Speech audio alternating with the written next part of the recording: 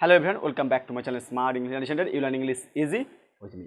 তো আজকে ক্লাসে আলোচনা করব, দেখতেই পাচ্ছ সনেট 73 লিখে রেখেছি। কার লেখা? William Shakespeare. গুরুত্বপূর্ণ একটা টপিক। কোথায় আছে তোমরা পড়বে? তোমাদের ক্লাস 12 সেমিস্টার 4 একটা কবিতা আছে, সনেট নম্বর 73। কার লেখা? উইলিয়াম শেক্সপিয়ারের। আজকের আমরা এই কবিতাটা পড়ব, লাইন বাই লাইন পুঙ্খানুপুঙ্খভাবে পড়ব। এবং সনেট কি, কবি পরিচিতি, সনেট কত প্রকার, বা এই সনেট 73-কে কি সনেট বলে, আজকে তার ডিটেলস আলোচনা করব। তাই ভিডিও স্কিপ না করে পুরোপুরি দেখো। ভালো লাগলে লাইক করো, কমেন্ট করো, বন্ধুর সঙ্গে শেয়ার করো।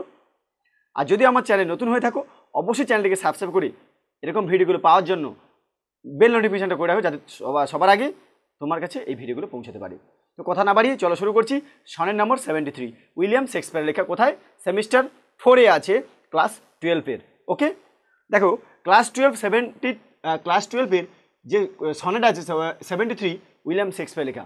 প্রথমেই আমরা একটু জেনে নেব যে দেখো সনেট তো বলছি আগে, সনেটটা কি না, সনেট হলো একটা চতুর্দশপদী কবিতা বা চতুষ্পদী কবিতা বলি আমরা। কীরকম না, 14 লাইনের কবিতা হবে।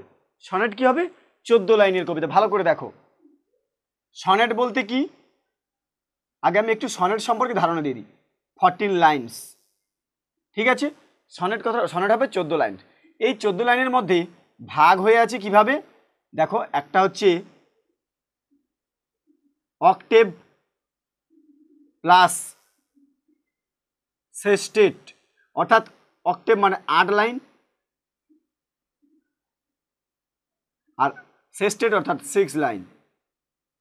8 লাইন এবং 6 লাইন, 8 6 14 লাইন। তাহলে সনেটের দুটো পার্ট আছে। একটা কিভাবে প্যারাগুলো হয়, একটা 8 লাইনের একটা প্যারা হয়, একটা সেস্টেট বা 6 লাইন, 8 6 14। এছাড়া এটা একটা দিক গেল সনেটের। সনেটের আর একটা ভাগ আছে, কীরকম হবে দেখো, 3 quatrain, QUATRAIN, 3 quatrain plus 1 couplet. ভালো করে দেখো, তাহলে কি কি দাঁড়াচ্ছে? 3 কোয়াট্রেন 1 কাপলেট। এটা একটা সনেট। 14 লাইনকে কীভাবে ভাগ করা হয়? কোনো কোনো সনেটে পাবো আমরা 8 লাইন প্লাস 6 লাইন, দুটো প্যারা। কোনো কোনো জায়গায় পাবো 3 কোয়াট্রেন, 3টে কোয়াট্রেন 1 কাপলেট। কীরকম? 3 কোয়াট্রেন মানে কি? 4 লাইনস, 4 লাইনস।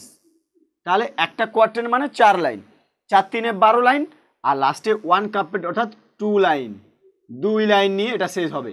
তাহলে কত হলো? 14, 4 3 12, 13 14। তাহলে 3 কোয়ার্টের মানে একটা কোয়ার্টারে 4 লাইন করে থাকবে, 4 3 12, আর 1 কাপলেট মানে 2 লাইন, 14। তাহলে লাস্টে দুটো লাইন নিয়ে একটা কবিতা শেষ হবে বা সনেট শেষ হবে। তাহলে এই যে দুটো প্রকার আমি দেখলাম 14 লাইনের এই কবিতাগুলো, দুটো ভাগ দেখালাম, একটা অক্টেভ সেস্টেভ হয়, একটা 3 কোয়ার্টের এবং 1 কাপলেট হয়। এখন কথা হলো, এই অক্টেভ প্লাস সেস্টেড এটাই কি বলে, আর 3 কোয়ার্টের 1 কাপলেটকে কি বলে? দেখো, অক্টেভ প্লাস সেস্টেড 8 6 14 লাইনের এগুলোকে বলা হচ্ছে পেট্রার্ক্যান সনেট। জাস্ট একটু জেনে রাখো, পেট্রার্ক্যান সনেট। আর এই 3 কোয়ার্টেন অর্থাৎ 4 লাইন করে যেটা থাকবে, 4 4 8 4 12, লাস্টে 2 লাইন, 13 14, এটাকে বলা হচ্ছে শেক্সপিয়ারিয়ান সনেট।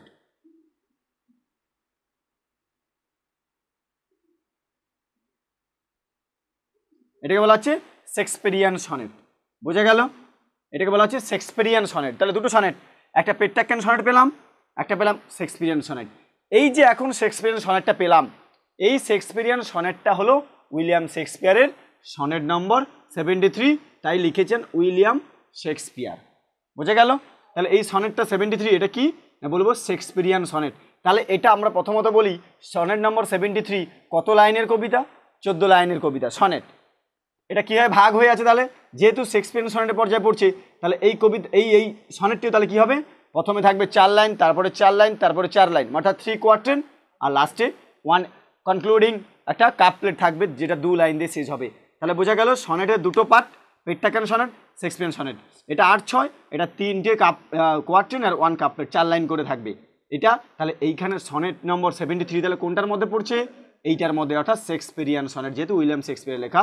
তাহলে এইটা, তাহলে 14 লাইনের ভাগটা বুঝতে পারছো? এই সনেটটা কীভাবে হচ্ছে 73, তোমাদের যেটা চ্যাপ্টারে আছে এখন পড়বো, সেটা হলো 3 কোয়ার্টেন 1 কাপলেট। এবারে আমি যাচ্ছি এই 3 কোয়ার্টেনের 1 কাপলেটকে কিভাবে লেখা হয়েছে। আমি এটা মুছে দিচ্ছি, তোমরা কিন্তু তুলে নাও। খুব ভালো একটা জিনিস, জেনে রাখতে হবে, এগুলো তোমাদের কাজে লাগবে পরে। হলো, এই হচ্ছে সনেট 14 লাইনের দুটি। তাহলে এখন আমরা যেটা করছি কি, সনেট নম্বর 73। এবার আমি চলে যাচ্ছি দেখো একটা আলাদা টপিকে, সেটা হলো কি, এই উইলিয়াম শেক্সপিয়ার মোট কতগুলো সনেট লিখেছিলেন?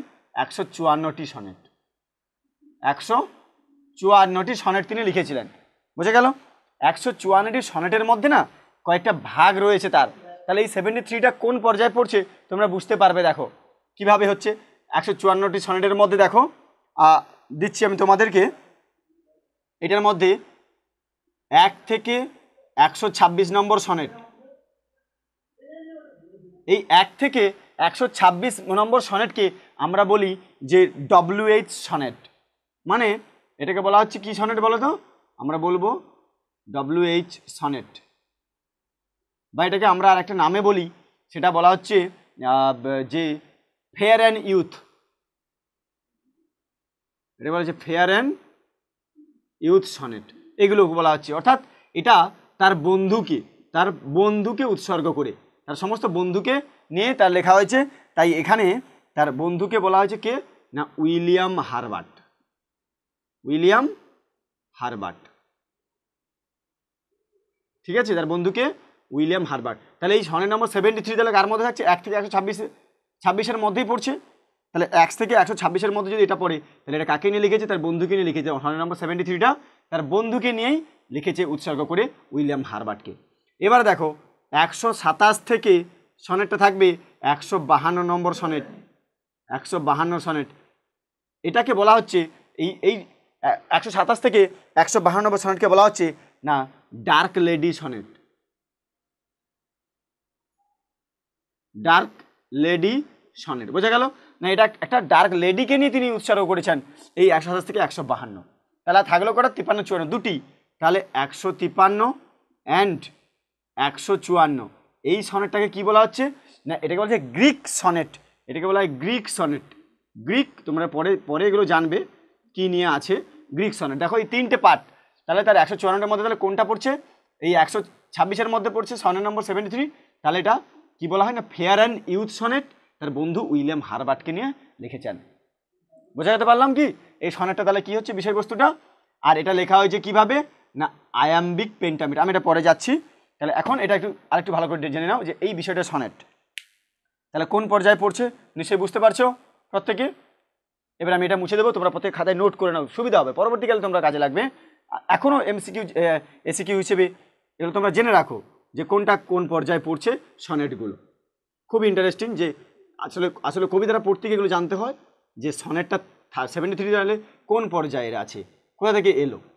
হলো, আমি এটা তোমাদেরকে একটু দিলাম। এবারে দেখো বলবো যেটা, সেটা এবারে আমরা সরাসরি সনেট নম্বর 73-তে চলে যাব। তাহলে প্রথমে একটু উইলিয়াম শেক্সপিয়ার সম্পর্কে পরিচয় করে নিই। দেখো উইলিয়াম শেক্সপিয়ার কবে জন্মগ্রহণ করেছিলেন? কবে উইলিয়াম শেক্সপিয়ার জন্মগ্রহণ করেছিল কবে? 23 এপ্রিল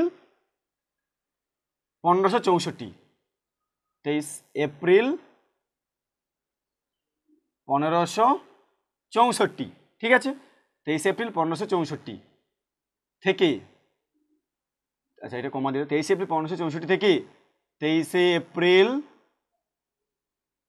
1616 এই সাল পর্যন্ত তিনি তার এটা ছিল 23 এপ্রিল 1564 থেকে 23 এপ্রিল 1616, এটা হচ্ছে তার জন্ম এবং মৃত্যু উইলিয়াম শেক্সপিয়ার। তুমি জানো প্রত্যেকে যে ইনি একজন কবি, একাধারে একজন প্লে রাইট, ড্রামাটিস্ট, পোয়েট, একাধারে অনবদ্য, মানে একদম বিশ্বের শ্রেষ্ঠ নাট্যকার হিসেবে পরিচিত। এবং এনাকে বলা হয় দ্য বার্ড অফ অ্যাভন বলে তিনি পরিচিত। The bird of Avon, Avon বলে পরিচিত, ঠিক আছে। এবারে আমরা এবার কবিতা সম্পর্কে একটুখানি জানবো। সনেট নম্বর 73 সম্পর্কে একটু আমি দেখালাম কোথা থেকে এসছে সনেট নম্বর 73। এবার আমরা ডিরেক্টলি যদি কবিতার হিসেবে ধরা হয়, দেখো এটা লেখা হয়েছে কিভাবে, স্টাইলটা কিভাবে আছে না, এটাকে বলা হচ্ছে আয়াম্বিক পেন্টামিটার। আয়াম্বিক পেন্টামিটার অর্থাৎ পঞ্চঘাত, পঞ্চাশরাঘাত 10 মাত্রা করে থাকবে। আচ্ছা, এটা হচ্ছে আয়াম্বিক পেন্টামিটার। এর রাইম স্কিম কি আছে? SCHEME, রাইম স্কিম, অর্থাৎ এই কবিতার বা এই সনেটের একটা রাইম স্কিম আছে, সেটা লিখবো আমরা AB, CD, CD, EF, EF, আর কি হবে জিজি। তাহলে দেখো কাপলেট কি হচ্ছে 3 কোয়ার্টেন, এইটা এবি এবি অর্থাৎ 1 নম্বরের সঙ্গে আবার এই লাইনে মিল হবে, বির সঙ্গে আবার এইখানে মিল হবে। তোমরা কবিতা যখন পড়বে বুঝতেই পারবে এখানে এরকম মিল করে করা আছে, ছন্দটা এইভাবে আছে। তারপর আছে সিডি সিডি, ইএফ ইএফ, এই যে 4 লাইন করে 3টে কোয়ার্টেন, আর লাস্টে জি জি, এটা হচ্ছে কাপলেট হলো। এটা হচ্ছে সেইতে লেখা হয়েছে কাপলেটে, অর্থাৎ 3 কোয়ার্টেন 1 কাপলেট শেক্সপিয়ার সনেটের। তাহলে এটা হচ্ছে রাইম স্কিম, এটা হচ্ছে স্টাইল আয়াম্বিক পেন্টামিটারে। বুঝতে পারলাম এইটুকু। এবারে সনেট নম্বর 73 থেকে আমরা লাইন বাই লাইন জানবো। তাহলে আমরা প্রথমে বলছি কি বন্ধুকে উৎসর্গ করে বলেছেন। তাহলে প্রথম 4 লাইনের মধ্যে যেটা বলেছে একটা সিজন বা ঋতুকে বর্ণনা করে বলেছেন, আর তারপরে 4 লাইন দ্বিতীয় কোয়ার্টেনে আছে যে যে একটা গধূলি বেলা, ডাস্ক বা টিউলাইট, সেই টিউলাইটকে বলা হচ্ছে গধূলি বেলা, তার একটা বর্ণনা করেছেন।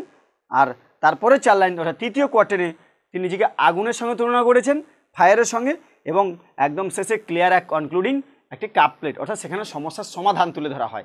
কাপলেটের বৈশিষ্ট্য সমাধানটা, সেখানে হচ্ছে তার একটু ক্লিয়ার মানে পরিষ্কার বুঝিয়ে দেন এর সমস্যার সমাধানটা কি, বা তিনি কাকে কি করতে বলেছেন, কি করলে সমস্যার সমাধান হবে, সেটা হচ্ছে কাপলেট। এইভাবে 4 4 8 4 12 আর লাস্টে 2 লাইন দিয়ে কবিতাটা হয়েছে। তো এখন আমরা কবিতাটা আবার দেখে নেব, ভালো করে দেখবে। লাইন বাই লাইন আমাদেরকে আলোচনা করতে হবে ওই সনেট নম্বর 73টা। আমি প্রত্যেকটা লাইন বাই লাইন তোমাদের দেখাচ্ছি। দেখো সনেট 73 উইলিয়াম শেক্সপিয়ারের লেখা। একটা জিনিস বলা হয়নি, যেটা সেটা হলো পাবলিশড কবে হয়েছিল, 1609 সালে এটা পাবলিশড হয়েছিল। এটা আমার বলা হয়নি, আরগুলো তোমাদেরকে মোটামুটি বুঝিয়ে দিয়েছি যে রাইম স্কিমটা কি, আর আয়াম্বিক পেন্টামিটার লেখা হয়েছে। এবার আমি তোমাদেরকে বলে দিচ্ছি, দেখো আয়াম্বিক পেন্টামিটার বলতে কীভাবে করা হয়েছে। প্রথমে বলে রাখি, প্রথম 4 লাইন নিয়ে একটা কোয়ার্টেন, দেখো 1 2 3 4, এটা একটা কোয়ার্টেন মানে 4 লাইন। পরের 1 2 3 4 এটা দ্বিতীয় কোয়ার্টেন, এখান থেকে এই 4 লাইন নিয়ে তৃতীয় কোয়ার্টেন, আর লাস্টে 2 লাইন নিয়ে কাপলেট। এই প্রত্যেকটা লাইনের দেখো না পেন্টামিটারে লেখা হয়েছে, মানে 5টি ঘাতে 10 মাত্রা থাকবে। কীরকম, দ্যাট, টাইম, অফ, 3 4 5 6 7 8, বি হোল্ডটাকে ভাঙলে বি হোল্ড 10, এইভাবে প্রত্যেকটা লাইন থেকে আমরা 10টি করে পাবো। এটা বলা হচ্ছে আয়াম্বিক পেন্টামিটারে লেখা হয়েছে, 10 মাত্রা থাকবে, ঠিক আছে, এটা আয়াম্বিক পেন্টামিটার। এবার এই বিষয়বস্তুটা আমি মূল বিষয়বস্তু কি এই সনেটের, এই সনেটের মূল বিষয়বস্তু হলো বার্ধক্য। এই সনেটের মূল বিষয়বস্তু হচ্ছে না বার্ধক্য,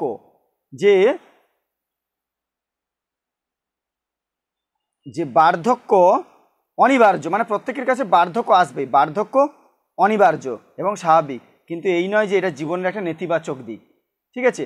এখানে ফার্স্ট কোয়ার্টেনে বার্ধক্যকে শরতের সঙ্গে তুলনা করা হয়েছে, দ্বিতীয় 4 লাইনে কোয়ার্টেনে বার্ধক্যকে গধূলির সঙ্গে করা হয়েছে টিউলাইট, আর তৃতীয় কোয়ার্টেনে 4 লাইনের মধ্যে এখানে আছে মৃতপ্রায় আগুনের সাথে তুলনা করা হয়েছে।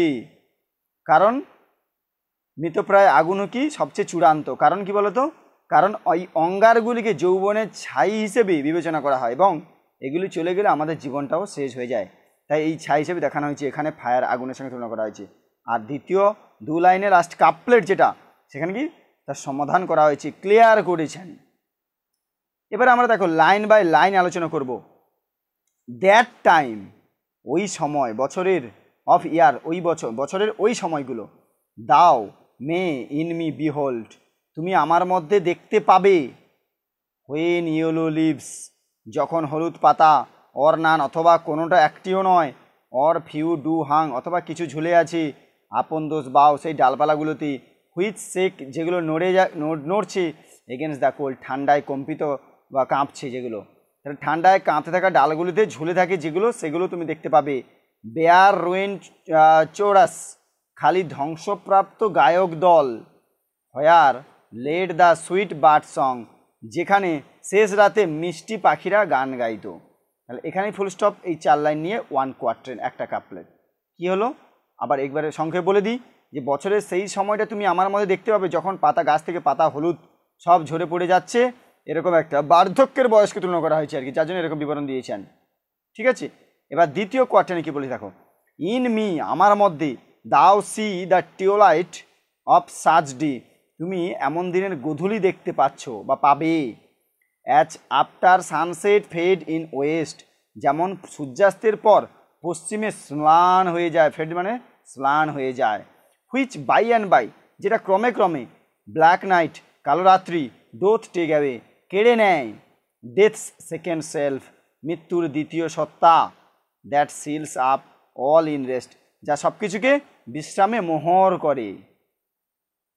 ইন মি, আমার মধ্যে, তুমি দাও, তুমি সিজ, দেখবে the glowing of such fire, আগুনের ঝলকানি দেখতে পাবে। That on the ashes of his youth doth lie, that যা on the ashes of his youth, তার যৌবনের ছাইয়ের ওপর ডোথ লাই, পড়ে আছে। অ্যাজ দ্য ডেথ বেড, মৃত্যুসজ্জায়, হোয়ারন ইট মাস্ট এক্সপায়ার, শেষ হতে হবে। তাহলে মৃত্যুসজ্জায় যেমন শেষ হতে হবে, consumed with that which it was nourished by, যা দিয়ে সে পুষ্ট হয়েছিল। তাহলে যা দিয়ে সে পুষ্ট হয়েছিল সেরকম মৃত্যুসজ্জায় তাকে শেষ হতে হবে। তার যৌবনের ছাইয়ের ওপর পড়ে আছি, তুমি আমাকে দেখতে পাবে, আমি আগুনে ঝলসে ঝলকানি, মানে আমার মতো তুমি দেখতে পাবে। মানে এটা একদম শেষ বয়সের মৃত্যুর সঙ্গে তুলনা করা হয়েছে, এই ফায়ার আগুনের সঙ্গে তুলনা করা হয়েছে। দিস দাও পারসিভড, বলছে হুইচ মেক্স দাই লাভ মোর স্ট্রং, বলছে দাও, দাও, তুমি এটা, পারসিভড বুঝতে পারছো, হুইচ মেক্স দাই লাভ মোর স্ট্রং, যা তোমার ভালোবাসাকে আরও শক্তিশালী করে তোলে। মানে কি বলছি, যখনই তুমি এটা দেখতে পাচ্ছ, যখন এই কবিতা তোমার পড়বে, তখনই মনে পড়বে কত ভালোবাসতাম, তোমার ভালোবাসা এগুলো আরও শক্তিশালী হয়ে উঠবে, আমার প্রতি তোমার ভালোবাসা আরও শক্তিশালী হয়ে উঠবে। মানে তার এখানে বন্ধুকে যে বলা হয়েছে, সেই বন্ধু কে ছিল, যে হারবার্ট বলেছিলাম, উইলিয়াম হারবার্ট, ঠিক আছে।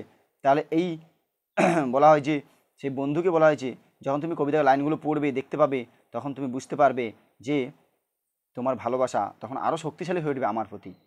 টু লাভ দ্যাট উইল, সেই ভালো জিনিসটাকে ভালোবাসো, হুইচ দাও মাস্ট লিভ আর লং, যা তোমাকে অনেক আগেই ছেড়ে দিতে হবে। বলছে যা তোমাকে অনেক আগেই ছেড়ে দিতে হবে, সেই ভালো জিনিসকে ভালোবাসো, আগে থেকেই ভালোবাসা শুরু করো, যা তোমাকে একদিন ছেড়ে দিতে হবে। তাহলে এখানে বন্ধুকে বিচ্ছেদ হওয়ার পরে বন্ধুর প্রতি তিনি এই কবিতাটা লিখেছিলেন উৎসর্গ করে, লাস্টে তিনি বলেছেন এটাই, যে তোমাকে অনেক আগে ভালোবাসতে হবে, যা তুমি জিনিসটাকে, যে ভালো জিনিসটাকে তুমি ভালোবাসো, তাকে আগে ভালোবাসতে শেখো। তাহলে এখানে বলি, যখন তুমি এই কবিতা লাইনগুলো পড়বে, তখন আমার প্রতি তোমার মনে পড়বে এবং ভালোবাসা আরও শক্তিশালী এবং বৃদ্ধি হবে। বুঝতে পারলাম? তাহলে প্রথম স্ট্যান্ডাতে বলা হয়েছে তার বার্ধক্যের সময়ে কি শরৎ ঋতুর সঙ্গে তুলনা করা হয়েছে, যে গাছের একটা সময় তোমার মনে পড়বে, যে আমার মধ্যে দেখতে পাবে এই হলুদ পাতাগুলো যখন গাছে কোনো ঠান্ডা কম্পিত ডালে ঝুলছে, দোল খাচ্ছে, আর কি পাখিরা সবাই মিষ্টি গান গাইতো, যে পাখি সেখানে হয়ে গেছে ধ্বংসস্তূপ হয়ে গেছে। আমার মধ্যে দেখতে পাবে যে গধূলি বেলার সূর্য অস্ত যাওয়ার পরে ম্লান হয়ে যাওয়া আবছা আলো, যেখানে অন্ধকার ঢেকে দেবে তোমার মৃত্যু। আর কি বলা হয়েছে তৃতীয়তে, যে আমার মধ্যে তুমি দেখতে পাবে যে আগুনের ঝলকানি দেখতে পাবে, তার যৌবনের ছাইয়ের ওপর পড়ে আছে, মানে একদম শেষ মৃত্যু, সেই মৃত্যুসজ্জায় তাকে শেষ হতে হবে, যা দেশে একদিন পুষ্ট হয়েছিল। আর দ্বিতীয়টা বুঝলাম, এই ছিল গল্পের মেন বিষয়বস্তু এবং লাইন বাই লাইন।